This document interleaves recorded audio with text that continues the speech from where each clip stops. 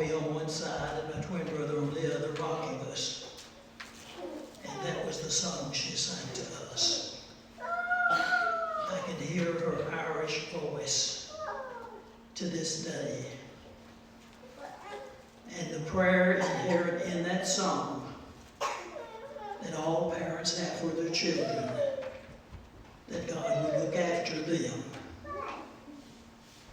The prayer we have for our friends and relatives is that we recognize we're under the care of God.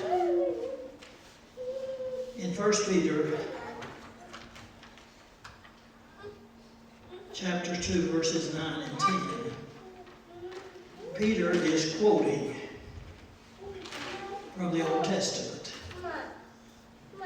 And he's saying to Christians, you are a chosen generation.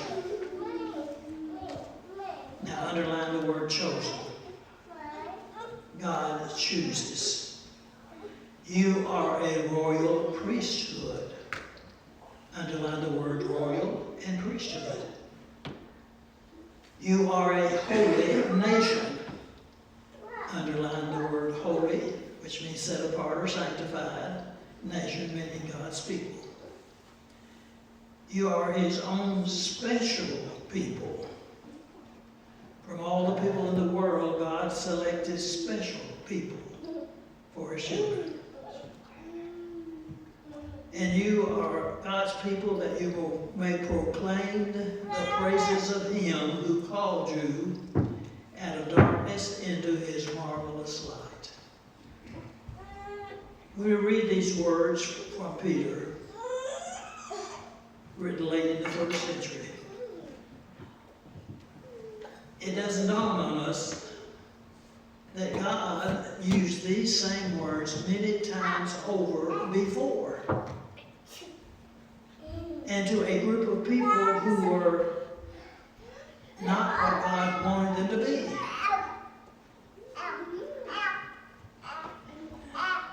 You once were not a people, but you're now the people of God. And as you were not a people, but you are now. You had not obtained mercy, but now you have obtained mercy. And we go to Deuteronomy 4, the first time this is used, but the Lord has taken you and brought you out of the iron furnace, out of Egypt, to be his people and inheritance as you are this day. When Moses said these words in Deuteronomy 4, verse 20, he had already received the sentence of God. You will not go into the promised land. Moses had lived a major part of his life leading the people of God and working for them so that he would enter with them into the promised land. When he uttered these words, his sister had died and his brother had died. And now he would die only before he had an opportunity, after he had an opportunity to look over into the promised land and see it. He said that I can't go because of you. He's talking about the children of God when he became angry with them and struck the rock and said, look here, you rebels, what we have done, speaking of himself and Aaron, what we have done for you, and failed to glorify God. And now he's reminding them, I can't go, but you are God's special people. He took you out of the furnace. He's going to liberate you. And in that same book, chapter 7, verse 6, for you are a holy people to the Lord your God.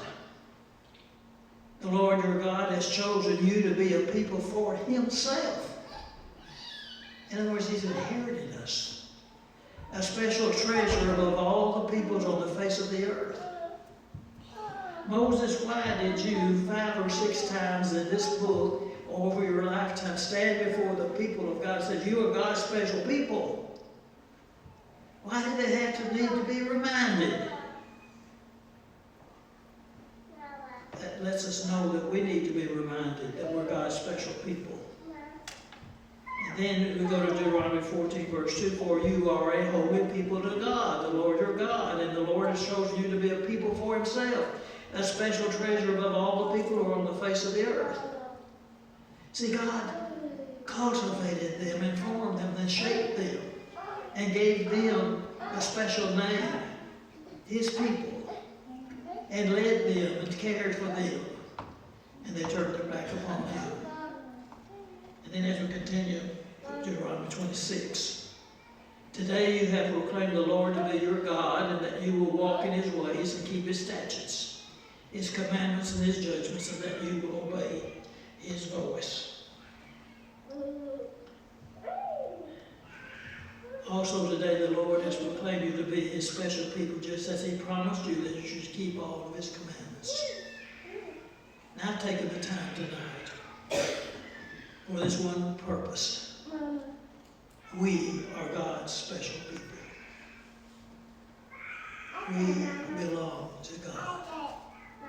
I'm reminded of the preacher many years ago that I read about who lived in a little Texas town.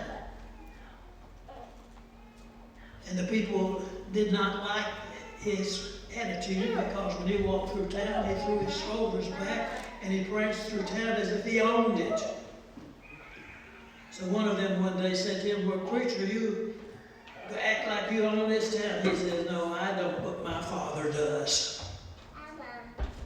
In other words, there should be a dignity about us as God's children to recognize that we are special for a purpose. To let the world know about God. To let the world know about Christ. Let us proclaim, not in arrogance, but in humility, that God has blessed us to be his special people, his holy family, and his royal priesthood. And one day rejoice as his family together in love and harmony in heaven. If there's someone here tonight who feels the need of the prayers of the church or needs to be baptized, will you come as we stand and sing? Almost the same.